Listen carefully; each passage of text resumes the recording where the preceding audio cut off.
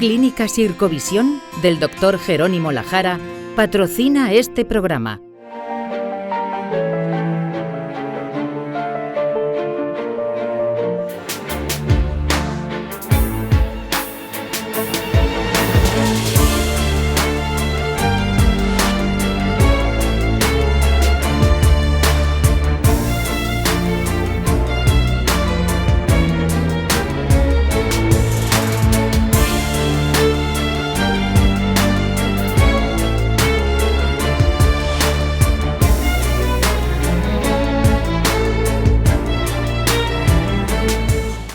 Bienvenido a La Salud en tus manos, un programa que hacemos aquí en Popular Televisión y que también emiten nuestros amigos del grupo Cadena Media.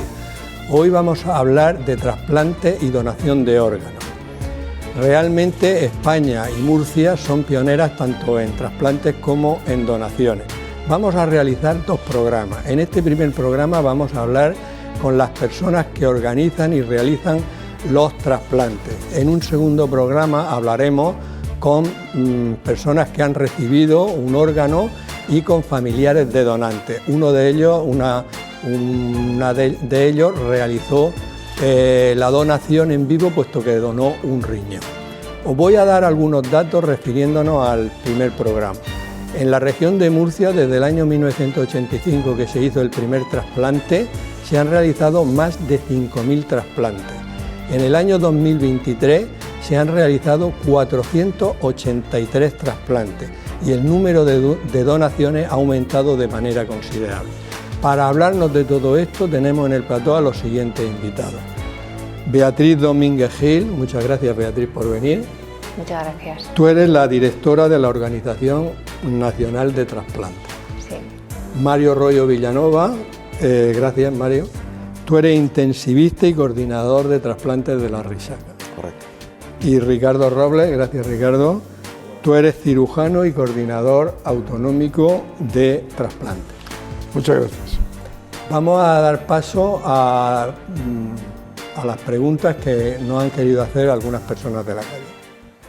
Doctor, ¿qué requisitos son necesarios para hacerse donante de órganos?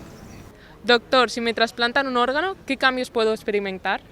¿Puedo hacer vida normal con un órgano trasplantado? Estas preguntas las iremos respondiendo a lo largo del programa. Beatriz, explícanos qué es la Organización Nacional de Trasplantes y cómo surgió. La ONT es un organismo que depende del Ministerio de Sanidad. Se crea en el año 89, aunque en el Boletín Oficial del Estado la primera referencia viene del año 80. Y el objetivo y la responsabilidad de esta organización es supervisar, coordinar y organizar toda la actividad de donación y trasplante de órganos, tejidos y células en el país, evidentemente con la transferencia de las competencias a las comunidades autónomas en perfecta cooperación con todas y cada una de ellas. Y nuestro organismo facilitador de esa cooperación es la Comisión de Trasplantes del Consejo Interterritorial del Sistema Nacional de Salud. Es justo decir, esa referencia al año 80 no ha sido casual, la del Boletín Oficial del Estado, que la ONT primero surgió con el objetivo de distribuir riñones en función o en base a lo que se llama el sistema HLA, es decir, tenía el objetivo de ser una organización o una oficina que se encargaba de la distribución y de la asignación de los órganos. Pero rápidamente, cuando se pone efectivamente en marcha en el año 89, se ve que las funciones de este organismo tienen que ir mucho más allá que la distribución de órganos, que es una de las actividades que realiza, promoviendo sobre todo la actividad de donación y organizando de forma lógica la actividad trasplantadora en el territorio nacional. Debe ser, vuestra misión desde luego no es que sea importante, es que es fundamental. Y hay mucho, quiero decir, a veces las comunidades querrán, no sé, que les lleguen más órganos para hacer más trasplantes, todo eso, por supuesto, lo tenéis perfectamente organizado y coordinado, ¿no?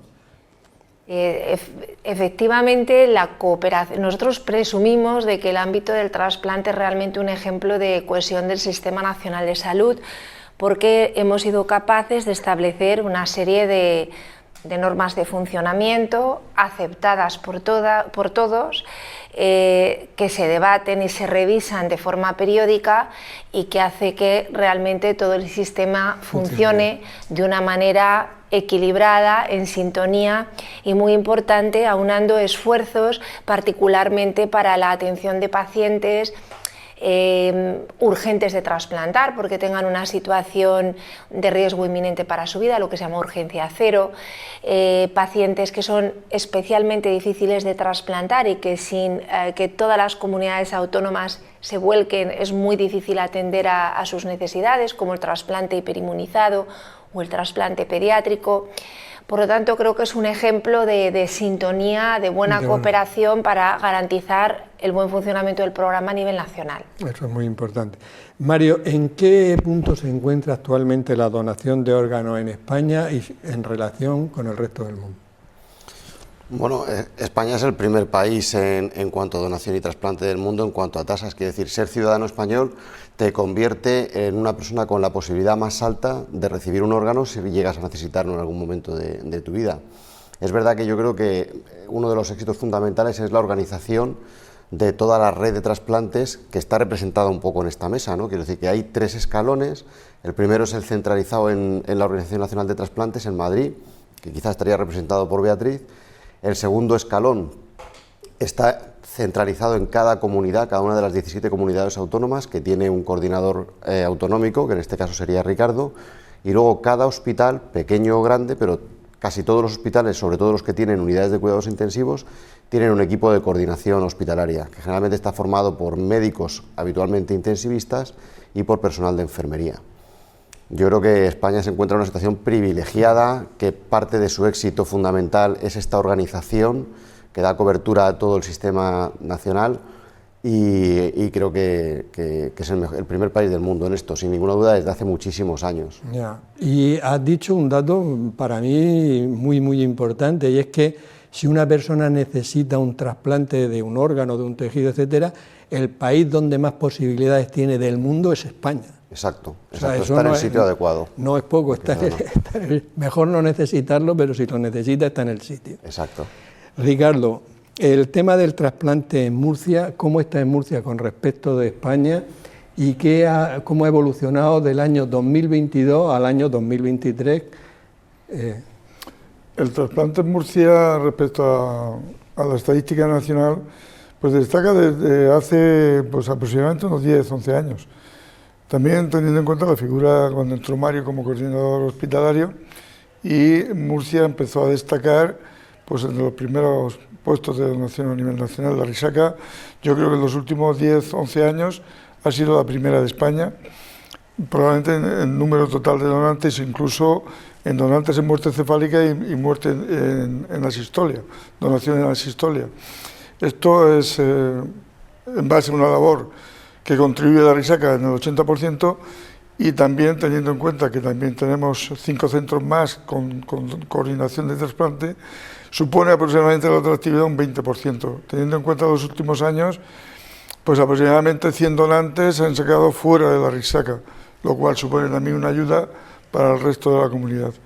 Y de 2022 a 2023, pues han superado, creo recordar que son 5 o 6 récords, 5 o 6 registros, entre ellos el número total de donantes.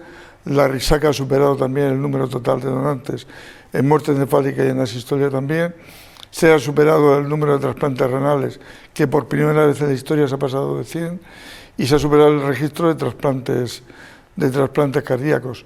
No me quiero olvidar tampoco de la médula ósea, que parece siempre el hermano pequeño, el hermano pequeño de los trasplantes, pero también ha habido este año un match a nivel nacional, y ahí se ha demostrado un poco la solidaridad de los murcianos. Sí, batiendo récords. Claro, batiendo récords, y sobre todo en donaciones también, que eso hace pues que aporte órganos a otras regiones de España, a otras comunidades. Pues sí, porque se montó un programa con esta campaña a nivel regional, participando en las 3 universidades, federaciones de fútbol, donde están los jóvenes, que son entre 18 y 40 años, para donar médula ósea, y pusimos todo este grupo a trabajar. Y realmente, pues, entre ellos, en las universidades, la UCAN destacó porque fue la que más obtuvo a nivel a nivel regional, o sea que las 3 unidades se volcaron de forma... Pues felicitamos a la UCAM. Sí, porque entre las 3 fue la que más sacó, pero son los datos. Son los datos. Son los datos. Beatriz, ¿cuántos trasplantes se hacen al año en España? ¿Cuántas personas hay en lista de espera y cómo hemos evolucionado del año 22 al 23? La actividad de trasplante el año pasado, en 2023, superó de largo el objetivo que nos habíamos planteado, que eran 5.500 trasplantes anuales. Este era el objetivo que teníamos en mente y el año pasado se realizaron más de 5.800 trasplantes. Se produjo un crecimiento de aproximadamente 9% con respecto al año anterior. Por lo tanto, estamos hablando de un récord histórico, tanto en número absoluto como en tasa por millón de población, que es el indicador que utilizamos para comparar países o para comparar regiones. Por lo tanto, un incremento importantísimo, fundamentalmente en trasplante renal. El trasplante renal aumentó de forma muy llamativa. El trasplante renal de donante vivo lo hizo en un 24% con respecto al año previo, y también el récord se consiguió en trasplante pulmonar. Es el año en el que más trasplantes pulmonares se ha efectuado. Por lo tanto, un año extraordinario y que de alguna forma recupera la tendencia creciente que veníamos manteniendo y que solamente se vio interrumpida por el efecto de la COVID-19. Mario, las cifras que ha dado Beatriz son espectaculares, espectacularmente buenas, ¿no? Pero vosotros siempre queréis ir a más, lógicamente, mejorar. ¿Qué se podría hacer para mejorar el número de donaciones que actualmente tenéis, que ya son espectaculares? Bueno, yo creo que la pregunta es compleja. Por mucho que generemos, que haya muchos donantes y que haya muchas familias que hagan donación de órganos de sus seres queridos cuando fallecen, la demanda de la población siempre va por delante. Siempre hay más gente en lista de espera que necesite un órgano que gente que done. Y es verdad que para los que trabajamos en esto, pues constituye un problema, ¿no? Porque queremos tener más donantes para poder satisfacer todas las listas de espera. En general, hay 2 tipos de pacientes que pueden donar: aquellos que fallecen por muerte cerebral y aquellos que fallecen por parada cardíaca. Los que fallecen por muerte cerebral son programas que llevan muchos años, muy trabajados, que están muy depurados y que es difícil que tengan algún tipo de fugas, porque para que una persona fallezca en muerte cerebral tiene que estar con ventilación mecánica, con un respirador que le esté asistiendo. Entonces, esas personas siempre necesariamente tienen que estar en una unidad de terapia intensiva, de cuidados intensivos, en una reanimación, en un sitio con ventilación mecánica. Entonces, todos los profesionales que trabajan en estos sitios de críticos, que atienden a pacientes críticos, tienen un entrenamiento en nuestro país, absolutamente todos. Entonces, que alguien fallezca por muerte cerebral y no se detecte, hoy en día es muy difícil. No digo que no pueda ocurrir, pero es muy complejo. Está muy bien trabajado, muy bien depurado, y a todo el mundo que fallece por muerte cerebral se le ofrece la oportunidad de que pueda ser donante de órganos. Otra cosa es el otro tipo de donantes, los donantes en parada cardíaca, en asistolia, que llevan quizá pues algo más de 10 años teniendo mucho impacto en nuestro país y en otros muchos países del mundo. En este sentido, los donantes en parada cardíaca sí que creo que aún los podemos trabajar más y mejor. Fallece gente en nuestro país y en todos los países que quizá tenga la opción de poder ser donante de órganos, que quizá quisiera ser donante de órganos y que no se le ofrece esta oportunidad, porque fallece fuera de un hospital, porque fallece en un hospital que no tiene detección, porque no tiene equipos de coordinación, porque puede fallecer en su domicilio, porque fallece de forma inesperada. Es decir, hay muchas opciones por las que podemos no ofrecérselo, y creo que el futuro va dirigido a trabajar en el sentido de que cualquier persona que fallezca y que podamos anticipar que va a fallecer porque tiene una enfermedad terminal, le podamos ofrecer la opción de ser donante de órganos. Y ahí todavía nos queda mucho por hacer. De hecho, en los últimos 10 años hemos ido incorporando diferentes tipos de pacientes, pacientes con ELA, pacientes con tumores cerebrales, incluso recientemente, desde que se aprobó la ley de eutanasia, pacientes con eutanasia, que han podido incorporarse, si así ha sido su deseo, al pool de donantes, y que hace 10 años o 15 años no podíamos pensar en ellos, era impensable. Entonces creo que ahí todavía nos queda mucho por depurar a nosotros. Sí, de hecho, al programa próximo que vamos a hacer sobre trasplantes va a venir el familiar de una persona que quiso ser donante en asistolia y estaba en su casa, y luego, bueno, ya explicarán cómo se hace. Ricardo, imagínate que una persona está viendo este programa y decide, pues me voy a hacer donante, ¿qué debería de hacer?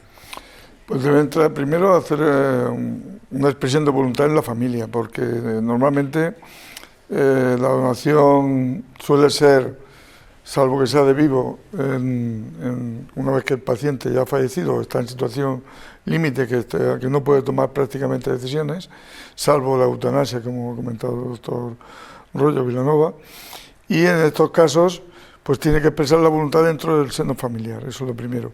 Si además hace una última voluntades y lo deja por escrito, todavía mejor.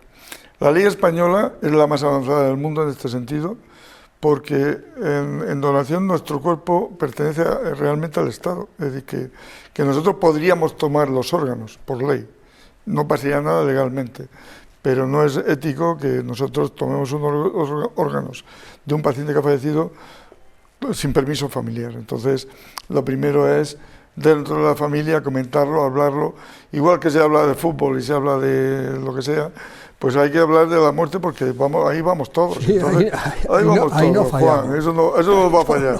Y entonces, ¿qué van a hacer con nuestro cuerpo cuando nosotros no estemos? Pues el alma no sé lo que pasará. El que es creyente sabe lo que va a pasar, pero el cuerpo realmente puede ser utilizado. Puede ser utilizado y tu cuerpo no falla. Parte de tu cuerpo se mantiene vivo. Entonces, ¿qué más generosidad y forma de dejar algún testigo en la tierra que sea eso? Bueno, aquí por las cifras que habéis dado antes queda claro que los murcianos son muy generosos, pero siempre se puede ser un poquito más. Hombre, las tasas de negativa familiar, que no sé si lo he comentado antes, en Murcia eran del 17% hace 4 o 5 años, bajaron al 12-13% y este año es la primera vez que bajamos del 10%, el 9,8% de tasa de negativa familiar. O sea que de 100 veces que pedí un trasplante a los familiares, menos de 10. De 10, uno dice que no, o sea, 9 que sí. 9 que sí. Realmente ya sí que os queda poco más. Yo empecé el trasplante hepático con el doctor Parrilla en el 88 y en el 90 la tasa de negativa familiar era del 45-50%, es decir, que de 10, 5 no donaban. Y hemos conseguido, también gracias a los medios de comunicación, que sois el altavoz nuestro, hemos conseguido que la tasa de negativa sea solamente de 1 cada 10. Sí, la verdad es que ahí tenéis poco, todavía se puede mejorar, pero es complicado. Hay sociedades o pensamientos, etcétera, dentro de la sociedad que a lo mejor pueden estar en contra, pero yo siempre digo lo mismo desde que yo entré de coordinador. Vamos a ver, si yo tengo un hijo, se me está muriendo y yo soy capaz de coger lo que sea de los demás, porque cuando a mí necesitan... Eso es muy egoísta. ¿Por qué no donas? Luego si vas a ser capaz de cogerlo si tu hijo se te está muriendo. Sí, que eso lo cogerías fijo. Hombre, si lo cogerías, darías tu vida por él. Por eso, Beatriz, hablando de este tema, ¿qué le dirías tú a las personas que no desean ser donantes de órganos, tejidos? Para intentar... Yo creo que hay que ser respetuoso con las creencias y los valores de las personas y en este sentido, como decía el doctor Robles, siempre actuamos, siempre tenemos en cuenta, por supuesto, la voluntad conocida de la persona fallecida, pero también tenemos en consideración a una familia que en ese momento pues está en duelo, está sufriendo y bueno, pues nuestra labor también es ayudarles. Dicho lo cual, ¿por qué ser donantes? Pues yo creo que hay 3 motivos fundamentales.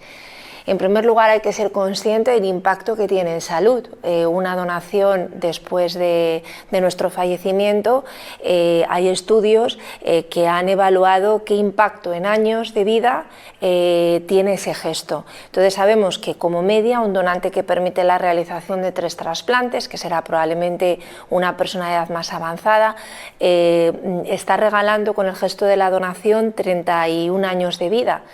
Un donante más joven que permita la realización de 6 trasplantes está regalando 56 años de vida. Es que no hay ninguna intervención en salud que tenga semejante impacto. Por lo tanto, en primer lugar, por ese motivo.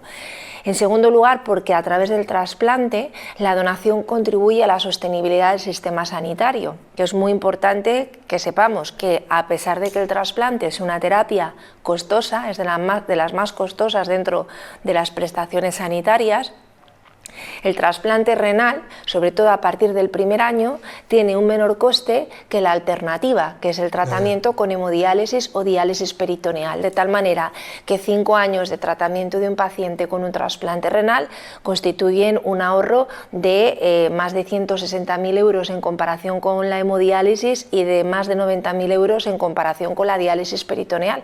Por lo tanto, contribuimos a la sostenibilidad del sistema sanitario. Y finalmente, porque es un gesto que realmente nos permite dejar en evidencia y plasmar cuáles son nuestros valores y cuáles son nuestros principios como individuos y como sociedad. Por lo tanto, creo que hay muchos motivos por los cuales animaría a las personas a decir sí a la donación. Y algo que ha comentado también el doctor Robles, la reciprocidad. Todos esperamos que en un momento determinado alguien nos ayude si lo necesitamos, y en consonancia también debemos estar nosotros dispuestos a lo mismo, y cada uno de nosotros tiene más probabilidades de necesitar un trasplante a lo largo de su vida que de fallecer en condiciones de ser donante. Ya, no, los datos que has dado son muy importantes, incluyendo porque la gente piensa que lo dicen de que realmente, y tú lo has comentado, que el trasplante tiene un coste económico muy importante. Por eso creo también resaltar el hecho de que un trasplante del riñón, cuando lleva 5 años, que eso hoy en día no es nada, o sea, en muy poquito tiempo, ya ahorra muchísimo dinero en relación a la diálisis peritoneal o la hemodiálisis. También es bueno que se conozca este dato, porque no solo es gasto. En el riñón, que además yo creo que es el que más se hace, pues ocasiona incluso un ahorro económico, ¿no? Efectivamente, tenemos hecho el cálculo de que cada año, gracias a todos los pacientes que salen de diálisis, que estamos hablando el año pasado de más de 3.600 pacientes, cubrimos 2 veces el coste de todos los procedimientos de donación y trasplante a nivel nacional. Es decir, que gracias a los trasplantes renales que efectuamos, con creces se recupera toda la inversión que se ha realizado en trasplante, por no hablar del impacto en salud y en términos de supervivencia y de calidad de vida. No, un dato muy importante. Mario, has estado comentando antes donación en muerte encefálica, donación en asistolia, que había que mejorar la donación en asistolia, pero ¿en qué se diferencian exactamente? Porque yo creo que la mayoría de las personas no entiende el concepto. El donante de muerte encefálica generalmente inicia su proceso de fallecimiento por un daño neurológico, sea porque tiene una trombosis cerebral, sea porque tiene una hemorragia, sea porque tiene un traumatismo craneal, un tumor cerebral, sea por lo que sea, tiene que tener un daño neurológico adquirido. Y ese daño progresa, generalmente es un daño agudo que progresa en pocos días, hasta una situación de paro circulatorio cerebral, o sea que no entra sangre en su cerebro. Y eso es una condición clínica que desde una perspectiva médica, jurídica y ética se considera el fallecimiento de la persona. Entonces, si un paciente con un daño neurológico adquirido alcanza esa situación de muerte cerebral, consideramos que ya ha fallecido y le pedimos a la familia la autorización para la donación de órganos, o exploramos cuál era su voluntad o sus valores en vida. Yo creo que eso ya desde hace muchos años se entiende en todas las sociedades civilizadas y es una cosa que está muy admitida, muy avanzada y que no tiene ninguna fisura. El donante en asistolia es mucho más complicado porque de alguna manera la fuente fundamental de donantes en asistolia son los pacientes que tienen una enfermedad de muy mal pronóstico vital o funcional a corto plazo, en el cual sabemos o podemos anticipar de alguna manera que en poco tiempo va a fallecer. Y es un paciente al que quizá podamos preguntar en primera persona, no a sus familiares, sino quizá en primera persona. Siempre es difícil hablar de la propia muerte del individuo con el individuo, pero muchas veces hay que hacerlo, ¿no? Es decir, pues vas a fallecer en unos pocos días y queremos saber tu opinión si después de tu fallecimiento vas a querer ser donante de órganos. Otras veces no, otras veces es un paciente que a lo mejor pues está inconsciente o no está despierto, no está lúcido y tenemos que preguntar también igualmente a la familia. Pero son pacientes en los que podemos anticipar que en poco tiempo van a fallecer, exploramos su deseo de ser donante después del fallecimiento y tenemos que tener una logística que es compleja, preparada para que cuando ese fallecimiento ocurra, poder hacer una extracción de órganos después de su fallecimiento. Porque ese fallecimiento, perdona, puede suceder en la casa del paciente. Si sucede en la casa del paciente no tiene opción de poder ser donante de órganos. Pero entonces, ¿qué pasa? Que cuando se prevé que va a fallecer, se traslada. Por ejemplo, es una opción. Imagina que tú tienes por decir algo, pues un tumor cerebral o una enfermedad que va evolucionando poco a poco y llevas semanas, meses o años, el tiempo que sea con esa enfermedad. Pero realmente cuando entras en los últimos días, en el final de la vida, pues ya generalmente te quedas inconsciente o no respiras bien o hay algunos signos de agonía inmediata. Entonces, si tenemos, por ejemplo, alianzas con los cuidados paliativos, con los cuidados domiciliarios, con los pacientes, con los profesionales que atienden a esos pacientes, nos pueden alertar y decir, oye, este paciente que hace un mes le preguntasteis si cuando falleciera quería ser donante de órganos, nos da la sensación de que está falleciendo de forma inminente. Creemos que está con dificultad respiratoria, que está inconsciente y que le quedan horas de vida y ha manifestado su deseo de ser donante después del fallecimiento. ¿Qué hacemos? Pues hay que llamar a lo mejor una ambulancia que vaya a su domicilio, lo recoja en el domicilio y lo lleve al hospital. Previamente al paciente, cuando le hemos entrevistado a lo mejor un mes antes, le hemos explicado cómo es el proceso y hay que hablarlo pues con claridad y decirle, cuando llegue el momento y pensemos que estás al final del camino, tendremos que desplazarte al hospital. ¿Estás de acuerdo? Y el paciente asiente, dice que su deseo fallecer en el hospital para poder ser donante de órganos, pues preparamos toda esa logística, que a veces es compleja, es cierto, a veces es más sencilla porque el paciente está ingresado ya en el hospital y no está en su casa, pero de alguna manera si un paciente muestra su voluntad de que después del fallecimiento quiere ser donante, yo creo que nuestro principal objetivo en este trabajo es garantizárselo. O sea, alguien que quiere ser donante después de fallecer, hay que garantizar que va a poder serlo. Y ese es nuestro trabajo, sea más complejo logísticamente o menos. Sí, ¿no? Pero por eso has dicho tú antes que realmente ahí es donde hay posibilidades de mejora, pero desde luego la infraestructura que has comentado y la coordinación que tenéis que tener lógicamente con paliativos y con todas las personas que se dedican a estos cuidados. Correcto. Y ahí es donde se puede aumentar el número de donantes. Claro. Ricardo, tengo entendido que más o menos por cada donante se utilizan una media de 2,3 órganos, ¿vale? ¿Eso se podría aumentar, esa cifra de órganos, y cómo se podría aumentar? Una cosa es la donación de órganos, tener un donante, y otra cosa es la eficiencia de esos órganos. No siempre todos los órganos son eficaces.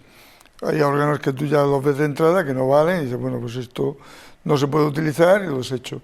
Pero hay formas intermedias que tú podrías recuperarlo y en los últimos años ha surgido sobre todo una tendencia con lo que son las máquinas de perfusión.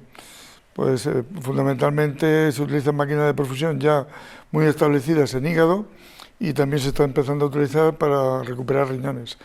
Estas máquinas lo que te hacen es simular como si estuvieras tú perfundiendo un órgano en vida y a ese órgano le vas haciendo una serie de determinaciones analíticas y en unas horas tú sabes si ese órgano va a valer o no va a valer. Eso sería una forma de incrementar la eficiencia de estos órganos. Aparte, por supuesto, del mantenimiento del donante, que todo siempre depende de la UCI, porque todos estos enfermos que estén en planta de asistolia son enfermos que se trasladan obligadamente a la UCI. El coordinador hospitalario, que suele ser 99,99, un médico de UCI responsable, y ellos son los que mantienen el donante hasta que se lleva al quirófano y se extraen los órganos. Dos cosas muy importantes, una, el mantenimiento del donante y otro, aumentar la eficiencia de los órganos, sobre todo con las máquinas de recuperación que estamos y en las máquinas de recuperación se ha avanzado mucho. ¿Y qué les transfunde la máquina?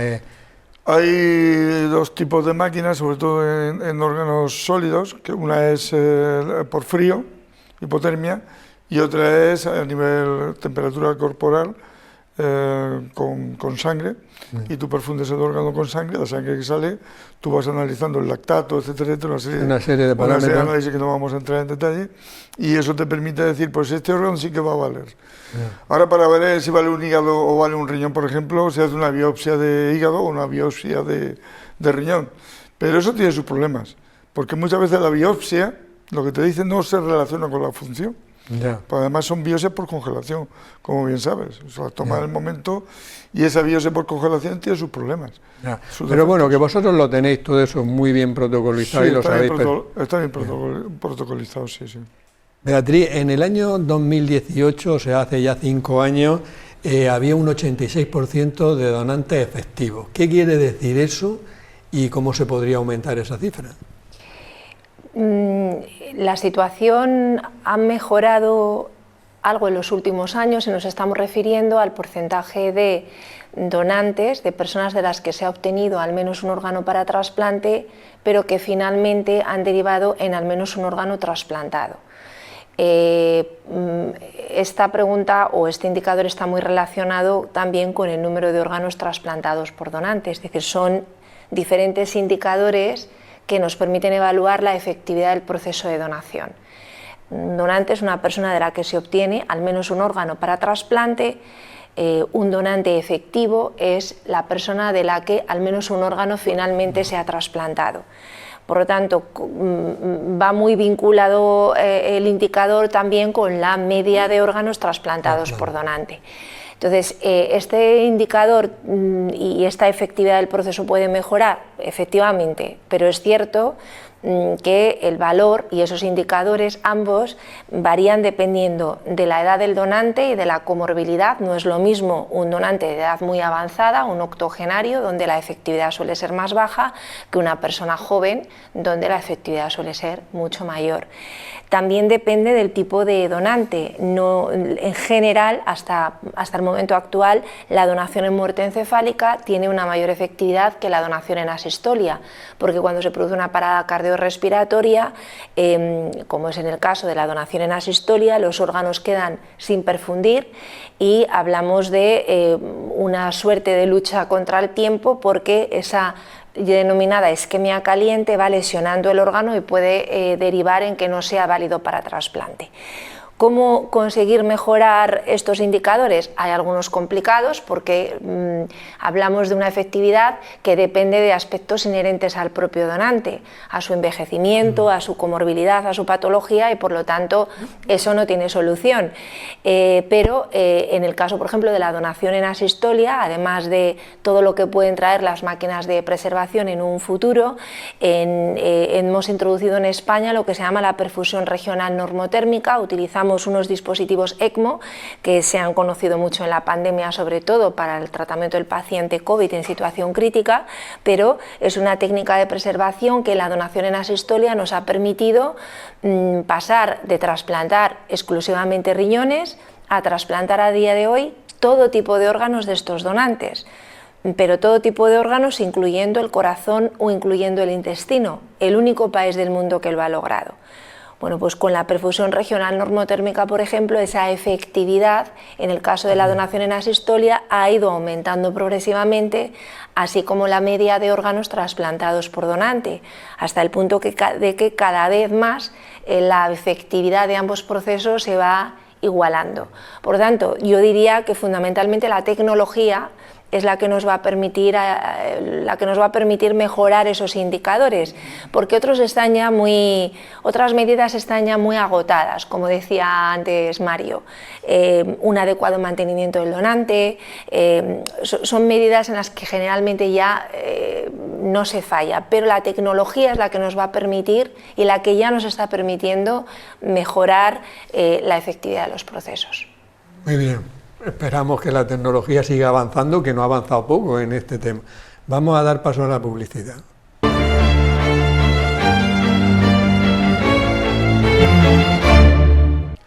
Mario, en el próximo programa que yo he dicho que vamos a hacer sobre trasplante y donaciones, vamos a tener a una persona, una chica, que ha recibido un trasplante de riñón de un donante vivo. Ha sido su hermano, que también estará aquí, el que le ha donado el riñón. ¿Cómo estamos en España en el tema de los donantes vivos y cómo conseguir que haya más donantes vivos? Bueno, realmente el donante vivo, en proporción con el donante fallecido, siempre es minoritario, ¿no? Porque la donación fundamentalmente es de donantes fallecidos. Es cierto que además no todos los órganos se pueden donar en vida, ¿no? Tú no puedes donar un corazón en vida, puedes donar pues, un fragmento de tu hígado o sobre todo fundamentalmente un riñón, que es lo más frecuente. Yo creo que en general los trasplantes de órganos tienen una connotación que no diría que es fantástica, ni mágica, ni nada de eso, pero sí que es muy impactante, ¿no? Es muy impactante porque todos entendemos que la medicina ha avanzado mucho, que tú tienes una neumonía y te ponen un antibiótico, tienes un infarto y te dan aspirina para prevenirlo, pero realmente que tú tengas tu corazón enfermo y vayas a fallecer y te hagan una intervención que extraigan tu corazón, te pongan el corazón de una persona que ha fallecido y tú vivas 20 años más, es extraordinario, o sea, es muy impactante desde un punto de vista, yo creo que antropológico para cualquiera, ¿no?, que lo pensemos en el ser humano, ¿no? Sin embargo, digo esto porque la donación de vivo a mí me resulta, dentro de lo fantásticos que son los trasplantes y de lo interesantes que son y de lo bonito que es este mundo, me resulta lo más impactante desde un punto de vista emocional. O sea, me parece una cosa increíble. Es decir, cuando entrevistas a una madre de 50 años que le ha dado un riñón a un hijo de 20 y el hijo ha dejado de estar enfermo, tiene la doble connotación de que el crío lo necesitaba para tener una calidad de vida normal o para sobrevivir, y la madre tiene una satisfacción increíble. Esto no ocurre en el donante fallecido, ¿no? No ocurre de la misma manera, con el mismo impacto, porque realmente va precedido de una tragedia o de una desgracia, ¿no? La familia que dona porque ha fallecido su marido, su padre, su hijo, y dona los órganos para otra persona, acompaña pues una desgracia y una tragedia para haber dado una solución y felicidad y alegría en otro ámbito, en otro entorno familiar. Pero cuando hacen la donación de vivo, a mí me parece que es increíble, que es un plan sin fisuras. Es decir, satisface al receptor, pero también satisface en igual medida al donante. Cuando entrevistas a alguien que ha donado un órgano a su pareja, a su hijo, a su padre, realmente tiene la misma satisfacción que la persona que lo ha recibido. Y eso me parece increíble. ¿Cómo mejorar la tasa de donantes vivos? Pues probablemente más divulgación a los familiares. Es decir, hay veces que una persona pues no se atreve a pedirlo, ¿no?, en el entorno familiar. Tú necesitas un riñón y a lo mejor a ti te cuesta trabajo de pedirlo a tus familiares, y a lo mejor tus familiares no tienen el conocimiento de que ellos pueden donarte un riñón. Entonces probablemente pues en las consultas, en la atención por los profesionales, haya que divulgarlo más y ofrecer la opción a las familias. Su hermano necesita un riñón, su mujer necesita un riñón, su padre necesita un riñón, usted tiene la posibilidad de estudiarse para ver si puede ser donante para él. Y probablemente divulgarlo más por parte de los profesionales. Sí, yo creo que va a ser muy interesante. Yo la verdad que preparando el otro programa que vamos a hacer con pacientes, la verdad es que si no te lo planteas, pero yo tengo preguntas planteadas como cómo decidió donarle el riñón a su hermana, qué sintió, en fin, una serie de cosas que son muy humanas y que realmente, como tú dices, seguro que los dos están con la misma satisfacción, ¿no? Sí. Ricardo, hablando de donación en vivo, en La Risaca ya lleváis hace tiempo que pasasteis los 1000 trasplantes de hígado. El hígado es un órgano que tiene una capacidad de regeneración muy grande. ¿Se pueden hacer trasplantes de un trozo de hígado, por decirlo de una manera coloquial? Sí, yo andando más en lo que ha dicho Mario en el donante vivo, pues añadir que es la única forma de expresar un donante lo que siente, porque realmente cuando uno dona cadavérico no puede expresarlo, lo expresa la familia, y el vivo sí puede decir cuáles son sus sentimientos, y ahí tienes en el próximo programa una gran entrevista con un donante que va a expresar sus sentimientos, dando una parte de su órgano y de su cuerpo. Y hay que incrementar la donación de vivo. Yo siempre lo digo, que deberíamos donar en vivo los riñones, por ejemplo, debería donarse antes de que entrara un paciente en diálisis, siempre que tenga familia, porque es gratificante y evitas todas las complicaciones que tu hijo, tu hermano, tu familiar va a tener. Y en los que van a venir no llego a entrar porque estuve yo hablando con ella y me dijo, digo, bueno, esto estaba en diálisis, y dice, no, claro, yo no llegué a entrar a diálisis. Claro. Y en el hepático, pues el donante vivo de hígado, pues lo más frecuente es una madre, un padre que dona a su hijo infantil. De hecho, que me corrigía Beatriz, yo creo que lista de espera infantil debe haber muy poca a nivel nacional, porque si tú tienes un hijo, le das casi el hígado entero si hace falta. O sea, eso los padres lo entienden. O sea que sí se puede hacer una donación perfectamente, porque es más arriesgado el adulto, y en España no se ha desarrollado mucho el trasplante hepático adulto, porque tú tienes que coger como mínimo un 40% del hígado o el 50% del hígado de la persona que va a donar. Y ese trasplante tiene un poquito más de riesgo para el donante. Entonces, como la tasa de donación en España es muy alta, el donante vivo hepático no se ha generalizado, pero sí se ha generalizado en países como Turquía, Estados Unidos, tienen una tasa de donación de vivo, Japón, por ejemplo, y Corea son ejemplos de donación de vivo.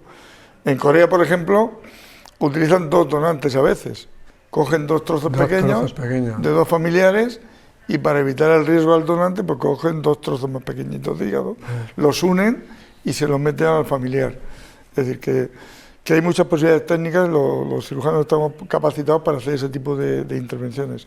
El más frecuente es el infantil, que tú coges un trozo del hígado del lado izquierdo, que es el más pequeñito, y se lo pones a tu... Bueno, cuando dentro de unos años hagamos otro programa sobre los trasplantes, te volveré a preguntar a ver si en España ha mejorado. Bueno, en el futuro tenemos el cerdo, que ahora voy a decir... Sí, ahora hablaremos de los y tenemos también la posibilidad de regenerar los órganos, la regeneración hepática y generar hígados de células madre. Ahora hablaremos de eso. Existe. Beatriz, una cosa que le preocupa a las personas en general es las listas de espera, y entonces, para tranquilidad de todo el mundo, ¿cómo funciona? Si una persona tiene un problema grave que va a necesitar un trasplante, desde Murcia lo comunican a la organización. ¿Cómo funciona el sistema para que les quede claro la manera que actuáis a toda la población? Yo creo que antes me habías preguntado por el volumen de lista de espera y no te lo he respondido, me di cuenta después. Bueno, en España hay aproximadamente, por responderte también a esa pregunta, siempre tenemos cada día del año aproximadamente a 5.000 personas en lista de espera para recibir cualquier tipo de órgano, de los cuales 4.000 aproximadamente esperan un trasplante renal. Pero la lista de espera no disminuye, de hecho hay un efecto paradójico, y es que cuando aumenta la actividad trasplantadora, lo que ocurre es que se flexibilizan los criterios de inclusión en lista de espera, y al final la lista de espera al mismo tiempo también aumenta. Solamente el hígado ha disminuido por cuestiones relacionadas con el tratamiento de la hepatitis C.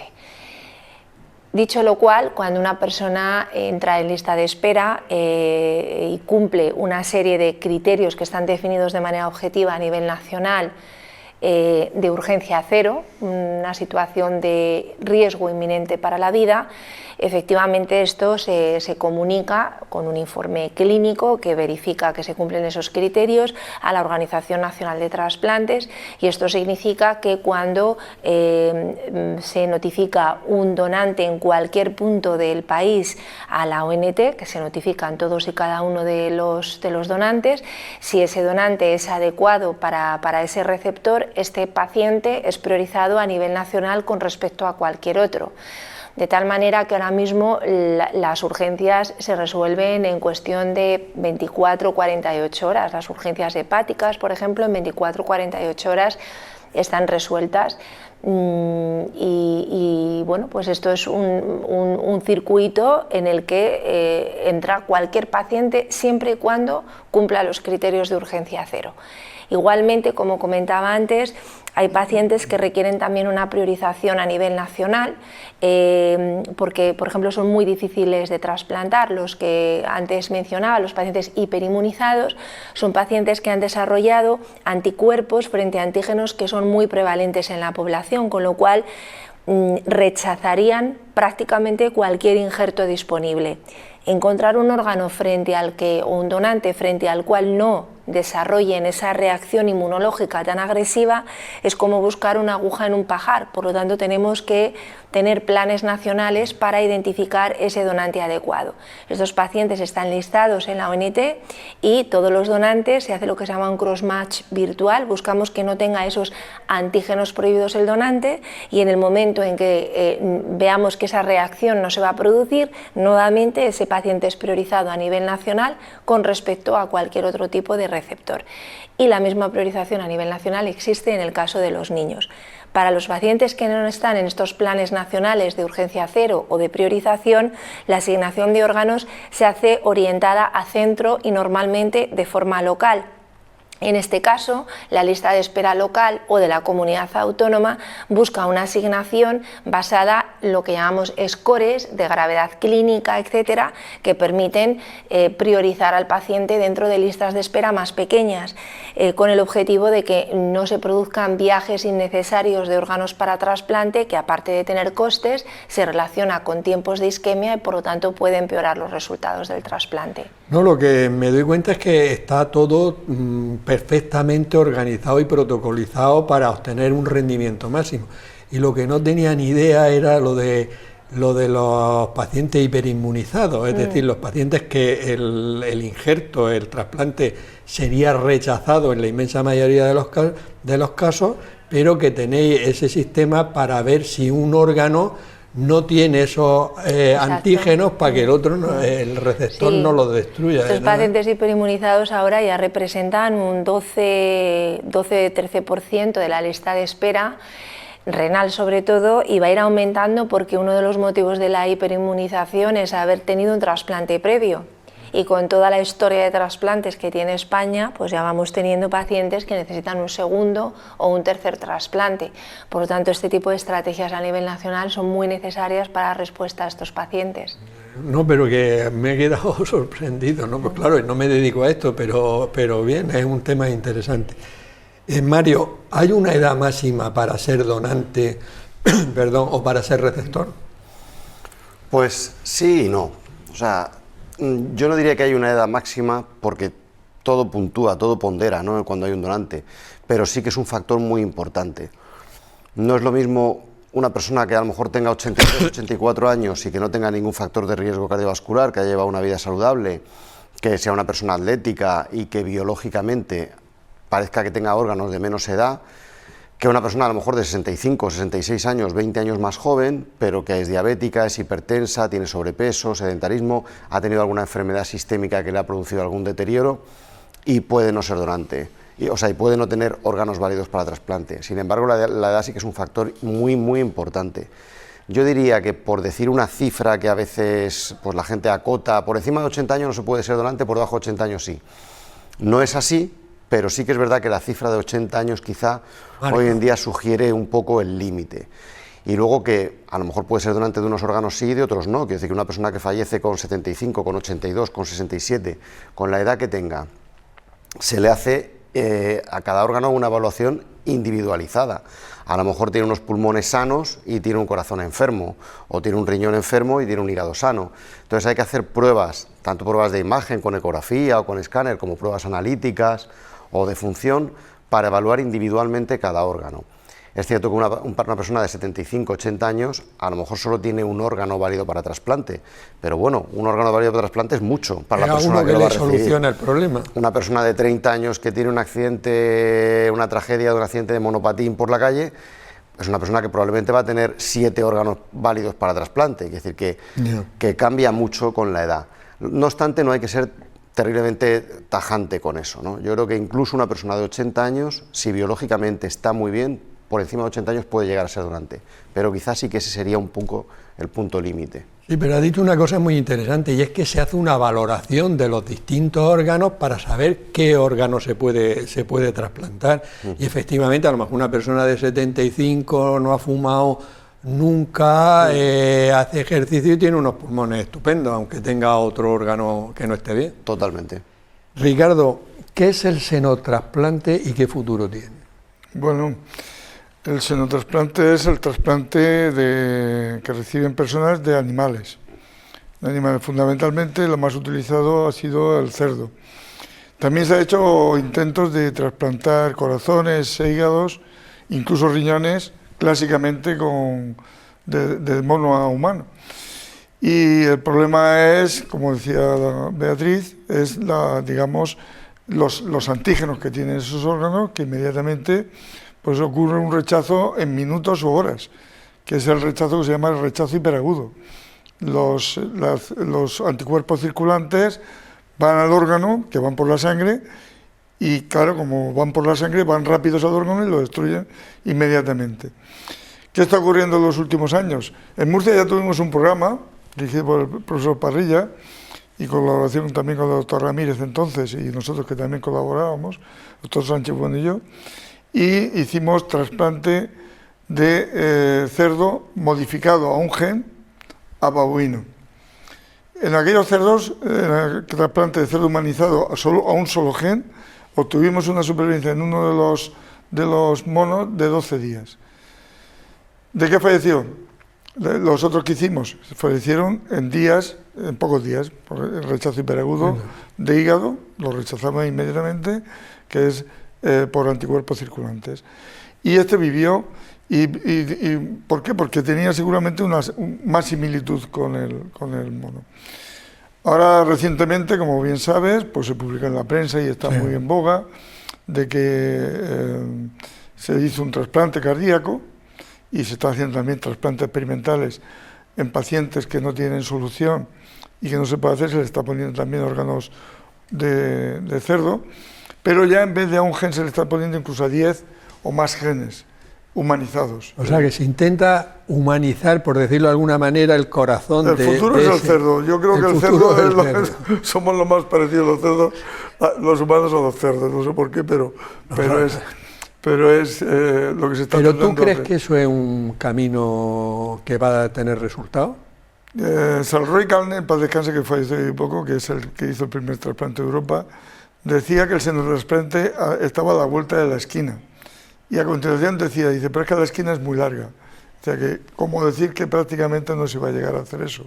También porque hay un riesgo de transmisión de retrovirus, que están en los animales. Hemos tenido el ejemplo ahora del COVID, que es con la teoría de la transmisión, y con los murciélagos. Y se piensa que, claro, que puede ser que salte una de estas enfermedades, salte al humano. Y entonces eso se está tratando de que esos genes que llevan también esos animales, modificar esos genes de retrovirus para evitar transmisiones a humanos.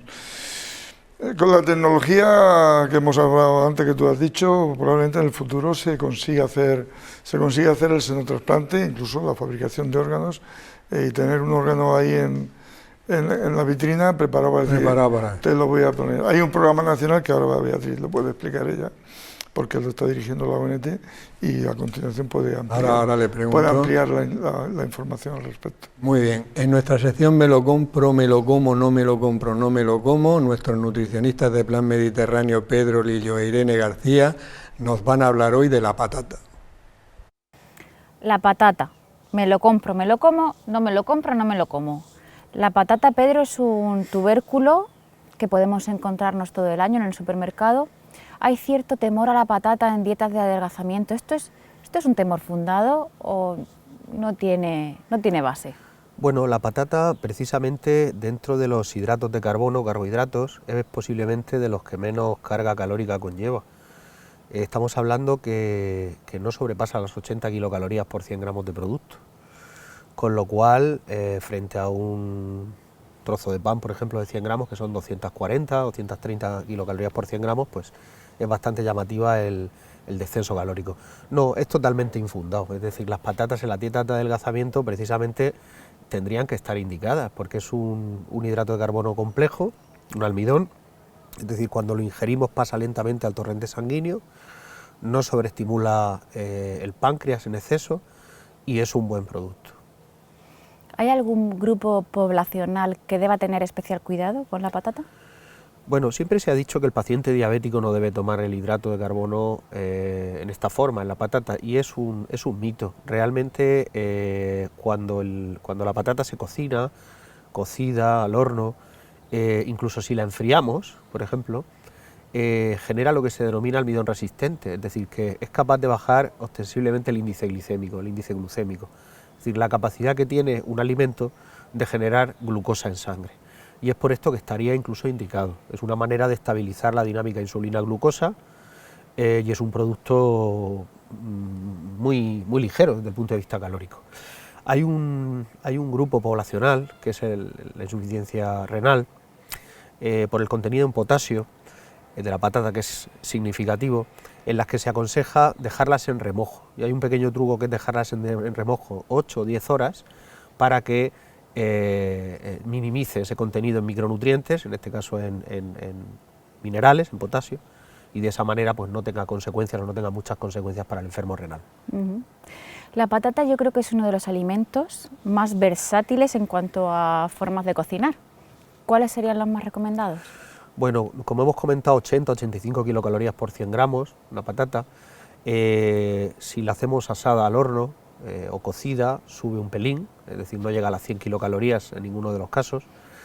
Si las freímos con buen aceite en casa, son unas 350, 380 kilocalorías, y la patata chips 550. Quiere decir, date cuenta que siendo la misma materia prima, pues difiere muchísimo una carga calórica con respecto a otra. Entonces tenemos que ver mucho en dietas de adelgazamiento, si tenemos que llevar un control calórico, ver en qué fórmula o en qué forma lo podemos cocinar, pero desde luego es un alimento fantástico. Imagino que no como plato único, pero como acompañamiento en comidas principales, ¿verdad? Sí, puede ser una guarnición estupenda. Tú date cuenta que son 2,5 gramos de proteína por 100 gramos, apenas lleva grasa, 0,2, hidratos de carbono en forma de almidón 18 gramos, que es una base nutricional importante, y la fibra en 2 gramos, con lo cual es un alimento que a efectos de acompañar una carne, un pescado o en un guiso de lentejas, pues es un producto altamente recomendable. ¿Alguna característica especial de la patata que puedas resaltar, además de lo dicho anteriormente? Pues que es una base nutricional, es decir, yo creo que si no en todas las culturas, en casi todas las culturas hay un hidrato de carbono como base principal en la nutrición diaria o en la alimentación diaria, y en nuestro caso pues es base. La patata cocida, asada, excepcionalmente frita, es una maravilla nutricional. Pues no hay duda, creo. Me lo compro, me lo como. Me lo compro, me lo como. Beatriz, ¿cuál es el plan ese a futuro que nos comentaba Ricardo, que parece interesante? El objetivo es constituir en primer lugar, una comisión que nos indique la forma en la que podemos incorporar o podríamos incorporar el senotrasplante en nuestro Sistema Nacional de Salud, cómo prepararnos de forma adecuada y definiendo muy bien las indicaciones, por ejemplo, una situación de una hepatitis fulminante, que en cuestión de horas son pacientes que si no surge el hígado adecuado pues pueden fallecer, como una terapia puente al trasplante, o definir bien cuál podría ser el perfil del paciente en el que el senotrasplante fuera una terapia definitiva o el tipo de trasplante definitivo. Pero bueno, esto todavía tenemos que hablar, cómo desarrollarlo y cómo plantear el futuro del senotrasplante cuando esto sea una realidad clínica. Ya, pero veo que tenéis siempre en la cabeza proyectos nuevos, lo cual eso es muy bueno porque estimula mucho. Mario, en Murcia se hacen muchos tipos de trasplantes, pero todavía no se ha hecho trasplantes de pulmón y ya hay bastantes pacientes que a los que se le han hecho en España. ¿Para cuándo en Murcia vamos a tener trasplantes de pulmón? ¿Para cuándo? No sabría decirte. Yo creo que es el único programa que no tenemos, el único órgano que no se trasplanta en nuestra región, en nuestra comunidad, pero hay que balancear dos cosas en este sentido. Por un lado está el perjuicio que supone para la familia tener que desplazarse a otra comunidad para una intervención tan compleja que a veces tiene un posoperatorio prolongado y tienen que desplazarse familiares y con el paciente y estar unos cuantos días o semanas en otra comunidad, que es un inconveniente. Pero por otro lado también está el beneficio de que los programas con mayor número de procedimientos tienen mejores resultados. Eso es una cosa que ocurre en los trasplantes y en cualquier otro ámbito médico. La curva de aprendizaje. El que trata, ya no solo la curva de aprendizaje, sino incluso en equipos expertos, el que trata 10 infartos los trata peor que el que trata 500. Y el que opera 10 hernias opera peor que el que opera 500. Entonces hay veces que hay determinados programas que hay que sopesar con mucho cautela si merece la pena abrirlos o no, porque de alguna manera si van a ser poco numerosos van a tener seguro peores resultados. Entonces es una cosa que hay que balancear con cuidado no sé responder para cuándo. No, pero que tienes toda la razón del mundo, eso siempre se ha dicho, el que opera 500 hipófisis lo hace mejor que el que opera 100, y de hecho para darte la acreditación tienes que operar un número determinado, claro, con unos resultados. Y última pregunta, Ricardo, en Murcia sí se han hecho trasplantes de hígado en niños de 7 a 14 años, pero no se hacen el resto de los trasplantes, quitando el de médula, que siempre, como dice el hermano menor, sí, aunque no lo sea, pero lo citamos menos. ¿Para cuándo otro tipo de trasplante de órgano que no sea el riñón en Murcia? Bueno, si me permites que amplíe un poco más la cuestión que me planteas.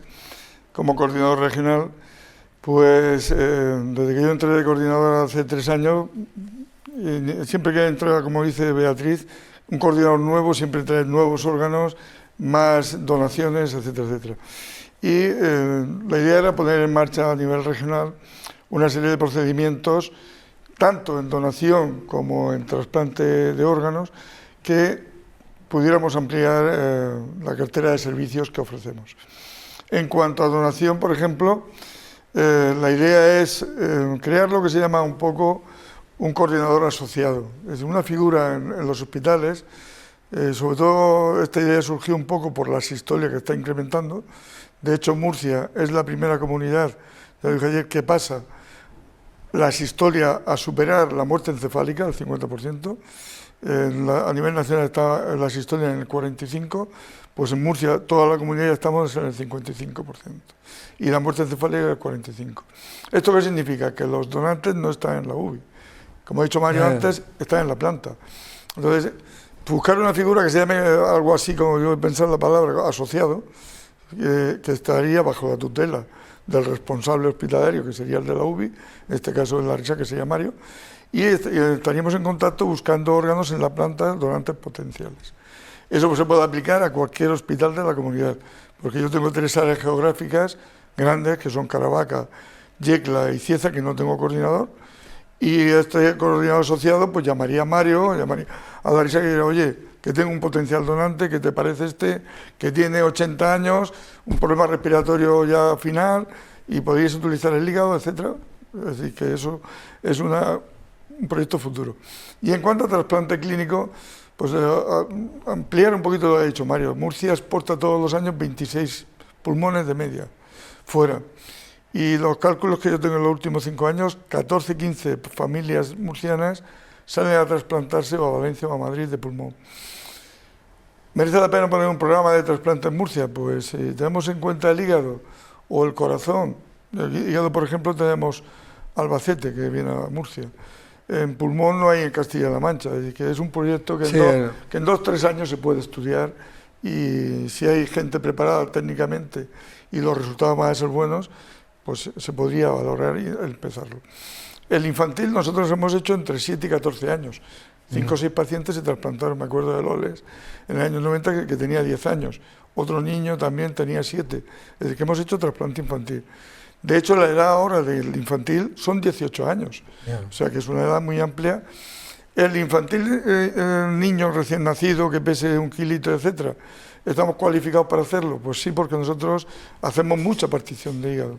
Mucha, y además le hemos hecho la partición de hígado entrenándonos sin ocluir los pedículos portales, sin ocluir la sangre del hígado. Es decir, que estamos en preparación de hacer el infantil sin problemas. Y luego también hay un proyecto futuro que estamos entrenando al equipo, que ya lo plantaremos, a la ONT si es factible, que es el trasplante de útero. Ya hablaremos en otro programa, porque nada más que me dicen, corta, que llevamos más de 1 hora, claro, 5 minutos. Pero hablaremos... Cierro el trasplante uterino. Yo nada, en fin, creo que el programa, como siempre, es muy interesante y muy importante para que la población conozca este tema y que cada vez haya más donantes, a pesar de que Murcia es pionera absolutamente a nivel de España. Solo recordar que en nuestro portal de salud Cansalud podéis encontrar información de hábitos de vida saludable y prevención de muchas enfermedades. Despedirnos hasta la próxima semana, en la que hablaremos también de trasplantes, pero con pacientes o bien que han recibido un trasplante o que ha sido un donante vivo. Despedirnos y que seáis muy felices.